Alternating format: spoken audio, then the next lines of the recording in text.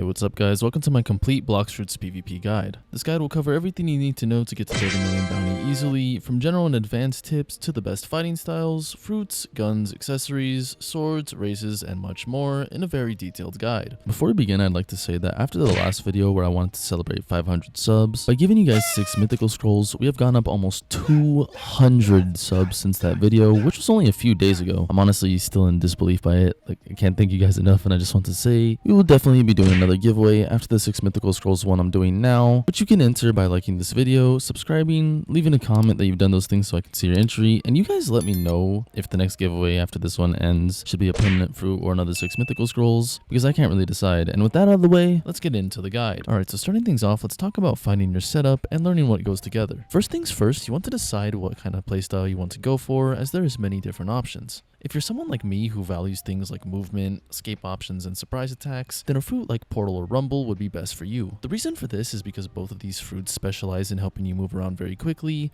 to easily catch your enemies off guard, as well as making you extremely hard to hit, and generally just making you very annoying to fight against. With that in mind, if you're someone who values things like being easy to play and beginner friendly, then fruits such as Dough or Ice would be best for you. Because these fruits, while they do sacrifice valuable things in PvP like movement, they are very strong when it comes to things like raw combo potential. Reason for this being that every move on both of these fruits Ken breaks, generally just making all of your combos almost guaranteed to kill because they aren't Ken trickable. In fact, very quickly let's go over what Ken tricking is for anyone who may be new or just doesn't know about it. So Ken tricking is your way of avoiding one-shot combos in this game, and it's probably the most useful thing to help you survive when you're in the middle of an enemy player's combo. So the basic idea is that you want to keep your observation Haki, or Ken for short, off until you need it to escape a combo. Like I'm showing on screen, you can see how I wait for my friend's gravity cane ability with my Ken off, and then when it hits and he tries to combo me, I turn it back on to avoid the damage and escape from the combo.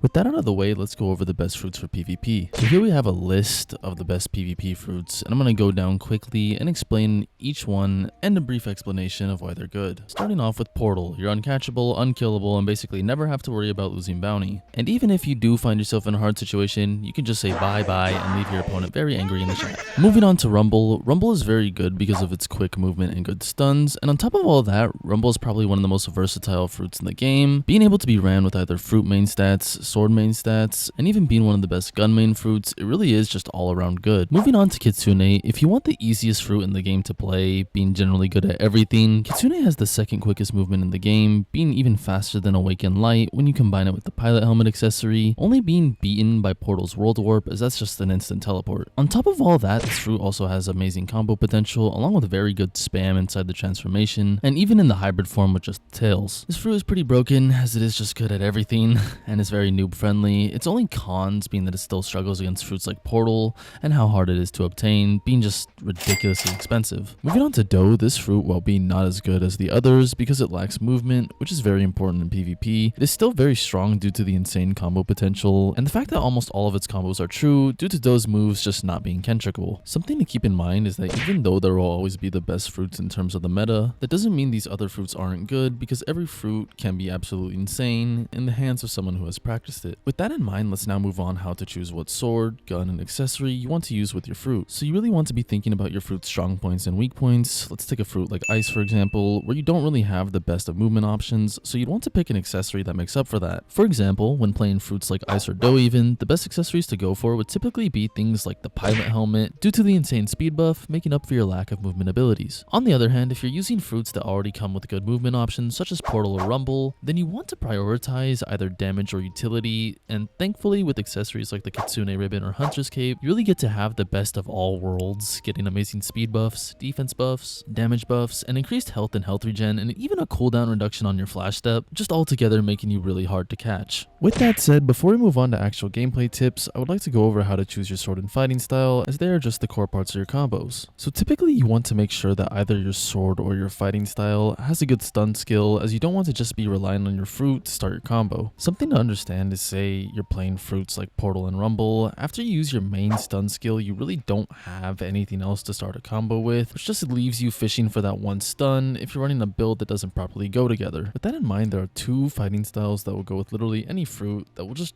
generally make your fights a lot easier. Those two fighting styles being a toss-up between God Human and Sanguine Art. These are pretty much the universal truths, whereas these fighting styles will just work with all fruits and will usually be your best in slot options. The reason for this is because the abilities on these fighting styles are just broken, giving you insane, easy to do combos and easy to hit abilities. Because of this, the best fighting style I can recommend is going to be Sanguine Art. This is because it is by far the easiest fighting style in the game to combo with, along with just having a very broken kit. For example, the C move is a grab move that will pull your enemy in front of you, along with summoning 5 leeches to attack your opponent. This can extend just about any combo in the game, as well as lining them up right in front of you, and if that wasn't enough, you also have the Z move Bloodbane Drain, which will heal you for 20% of your max HP, allowing you to be able to make pretty insane comebacks in fights where you might be losing. And here's a pretty insane example of this, where I'm using the Angel heal along with the Sanguine heal at the same time to just get like almost all of my health back. Another amazing option being almost on par with Sanguine Art, and in some builds being even better, is going to be God Human. The reason for this is because God Human has one of the best combo starters in the game, with the C move, the 6-realm gun, being very easy to hit and taking priority over everything else in the game. And what I mean by taking priority is even if you're hit while you're charging this ability up, you'll super armor through it and just proceed to punch them in the face. For your swords, while there are a lot of great options in the game and you really can use whatever you want, your best options will always be the Dragon Trident and Gravity Cane. The reason why for these two swords specifically are as follows. They work with every single build in the game, they have amazing Ken breaking combo starters that are very easy to hit and have great range, they are the easiest weapons to combo with, and they are just the most effective at easily winning your fights. And please do keep in mind that these other swords can also be great options and probably more fun to play, but they just aren't as broken as the top two. Alright, now moving on for your guns, let's talk about the best ones for you. If you're planning to just use your gun to extend your combos and don't plan on having any stat points into it, then your best options are going to be the Kabucha and Soul Guitar. The Kabucha just being amazing at extending your combos and making them almost impossible to escape, and the Soul Guitar just giving you a giant AoE stun that will also heal you for a slight amount of HP that scales off the amount of targets hit. With that in mind, if you're planning on running a gun main build, then you're going to want either the Acid Rifle or Bazaar Rifle, as sadly they really are just the only two good guns for gun mains. With all that out of the way, let's get into general and advanced tips to help you get the edge over the enemy player. So the first thing I want to talk about is about knowing when to go in,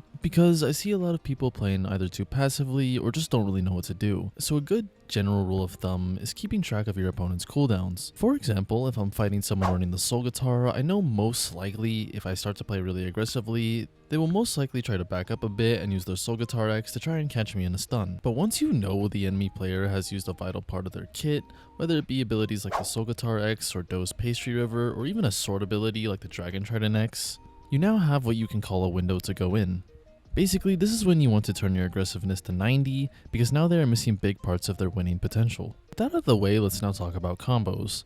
So once you decide what you want to use, you want to learn a combo, but before you try to become the next self-proclaimed combo GOAT, you want to start with the basics. What I mean by this is just spend some time either with a friend or even on an NPC just seeing what basic moves can go together, as well as learning shorter versions of long combos for not just building up the muscle memory, but also making sure that even if some of your abilities are on cooldown, you have a shorter combo to still get some damage in.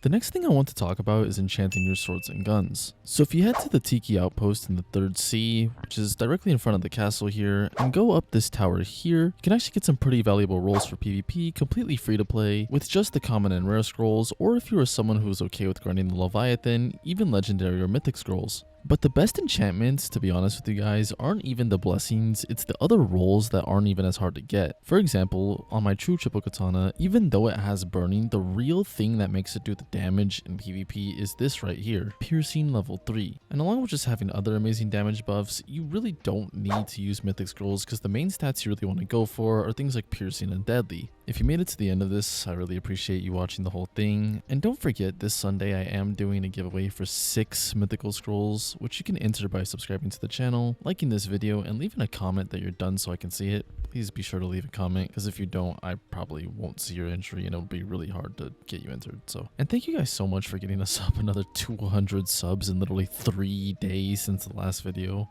I can't thank you guys enough, and I'll be making more content, don't you worry.